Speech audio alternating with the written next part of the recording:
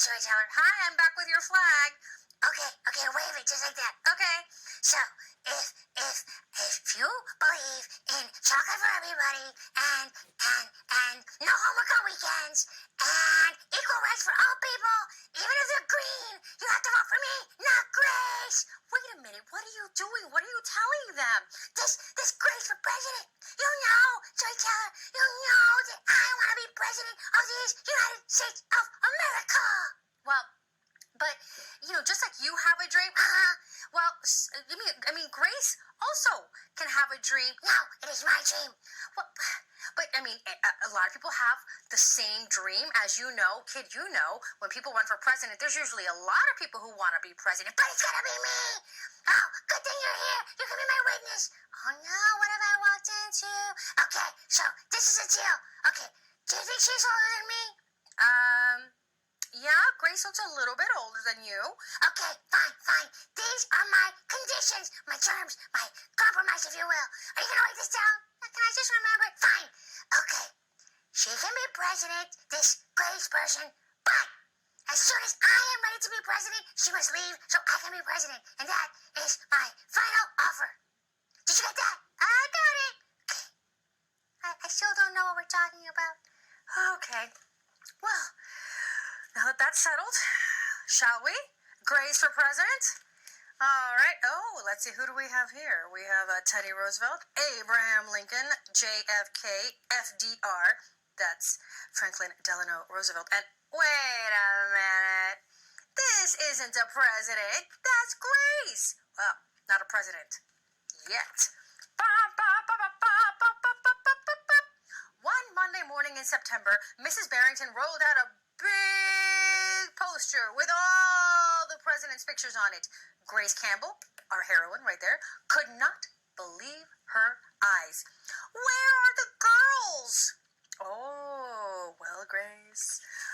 Well, that is a very good question, said Mrs. Barrington. The truth is, our country has never had a woman president. No girl president? Ever? Nope, I'm afraid not. Grace sat at her desk and stewed. Look at that face of stewing and consternation. No girls? Who'd ever heard of such a crazy thing? Finally, she raised her hands. Yes, Grace? I've been thinking it over, and I'd like to be president. Several students in the class laughed, and she's like, oh my. Well, I think that's a star-spangled idea, Grace. Oh, I like that adjective, said Mrs. Barrington. In fact, we can have our own election right here at Woodrow Wilson Elementary. Oh, named after another president. The snickering in the room, snickering is like, it stopped. Grace smiled.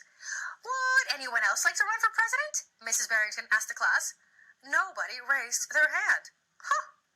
No competition. Well, that's unheard of in real life. Becoming president was going to be easy, Grace thought.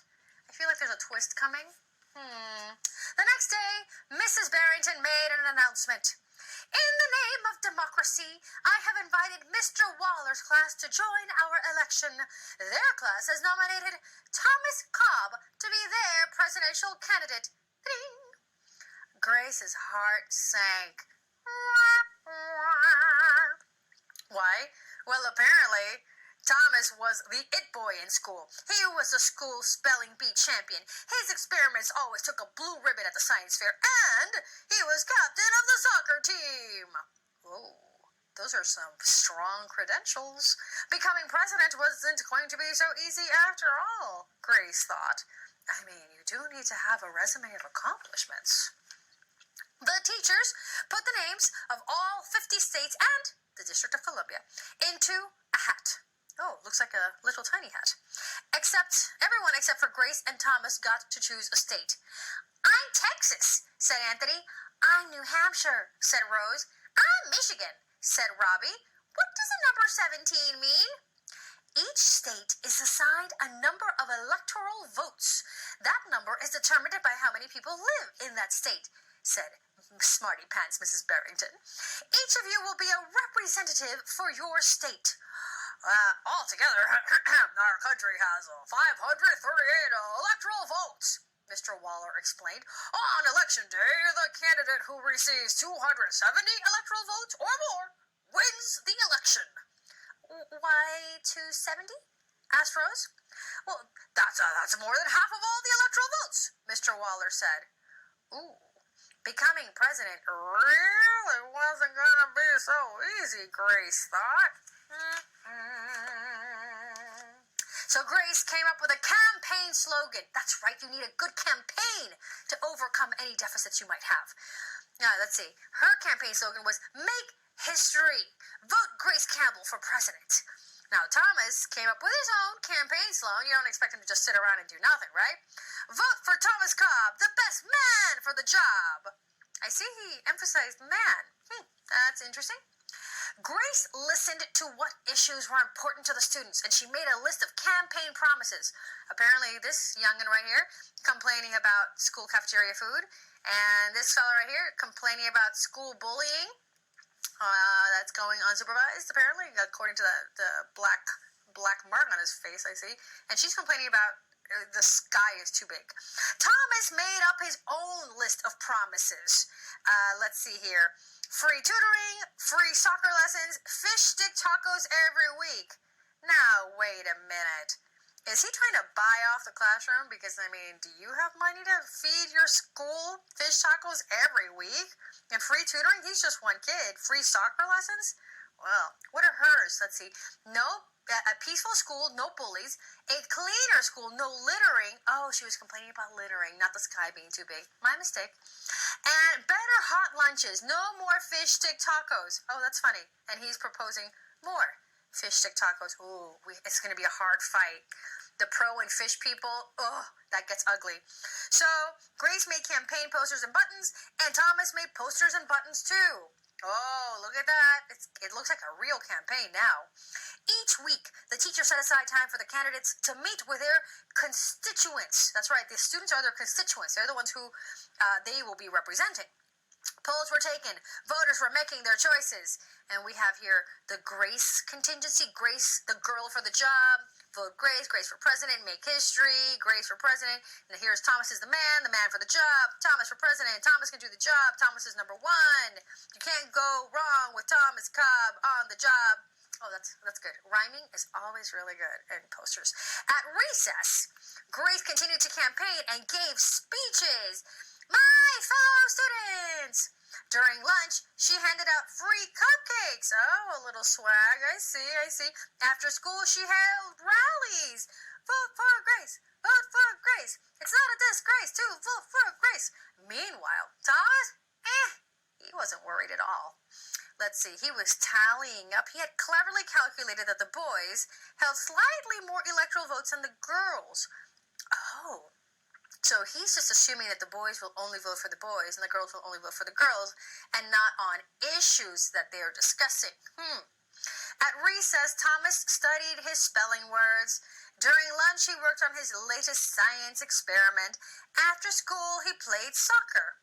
Oh, I see. So while she's giving speeches at recess and handing out cupcakes at lunch and rallying after school, he's just doing his thing.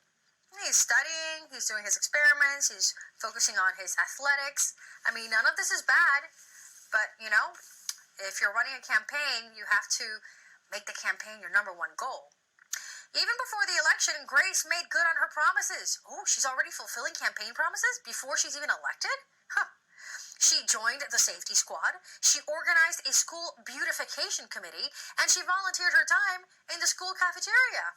I guess to get a hands-on look at how lunch is made and how to make it better. Look at that, she's kissing babies, she's giving speeches, she's making the school more beautiful, she's helping in the cafeteria, she's on the safety squad. Wow. Yeah, that's right. Take a seat, lady. You must be tired after all that hard work. In early November, Woodrow Wilson Elementary hosted a special election day assembly. Grace and Thomas took their places on stage as a school band began to play. Henry was the first representative to approach the microphone. The Yellowhammer State of Alabama cast its non-electoral votes for Thomas Cobb. The last frontier state, that's Fletcher, of Alaska, cast its 3 electoral votes for the best man for the job, Thomas Cobb. Then Hannah called out, the Grand Canyon state of Arizona casts its 10 electoral votes for Grace Campbell. And so it went on and on and on and on, just like a real convention. State after state after state cast their electoral votes. The scoreboard in the gymnasium kept track of the totals. Ooh. The voting demonstration was quickly coming to an end. Clara approached the podium. The Badger State of Wisconsin casts its 10 votes for my best friend, Grace Campbell. Grace looked at the scoreboard. Oh, it's a squeaker. Thomas had 268 electoral votes. She had 267.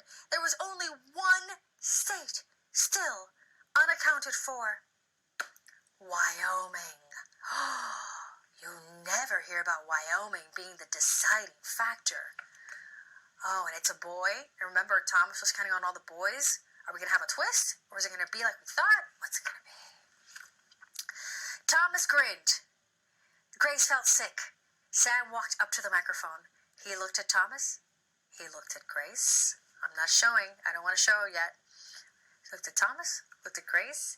He looked down at Grace's handmade flag. Sam didn't say a word. What are you waiting for? Thomas whispered. The band stopped playing.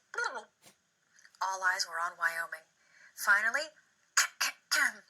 Sam cleared his throat. The Equality State of Wyoming casts its 3 electoral votes for... Who? I don't know. I thought I was going to be there. Who? Grace Campbell! The gymnasium erupted in loud cheers and also a few boos. There's always that guy, you know. Mrs. Barrington approached the podium. With 270 electoral votes, the winner is Grace Campbell. Thomas looked stunned. Grace hugged Sam. Why did you do it? She asked. Sam handed Grace his flag. Because, he said, I thought you were the best person for the job. The following week, the students in Mrs. Barrington's class were preparing for their career day presentations, and Grace, the president, volunteered to go first. She stood at the front of the room and glanced at the posters still hanging on the wall. My name is Grace Campbell, and when I grow up, I'm going to be President of the United States. This time, everyone believed that she would. Oh, look at that! Looking into the future. And here, if you get this book or pick it up at the library, at the store, it'll give you a whole rundown on electoral college and how it works. And it even tells us that even grown-ups sometimes have a hard time understanding the electoral college. Oh, and look at what the illustrator did here. The flap is in the way a little bit, but you can see it. There's Mount Rushmore. The famous Mount Rushmore, and there's George Washington, and I think that's Thomas Jefferson, and that is Teddy Roosevelt, and that is Abraham Lincoln, and that is Grace Campbell, future female president of the United States of America, quickly followed up by America's first green president, Green Bear. Yes, exactly what you said. Where's my flag? Right here. Okay, good. So, in conclusion, I just want to let you know... Oh, wait, flag. Oh, sorry, okay. In conclusion, I just want you to know that Green Bear stands for liberty and justice, no homework, and chocolate in every household. Be it dark chocolate, or milk chocolate, or white chocolate, or some kind of other weird combination. I don't discriminate.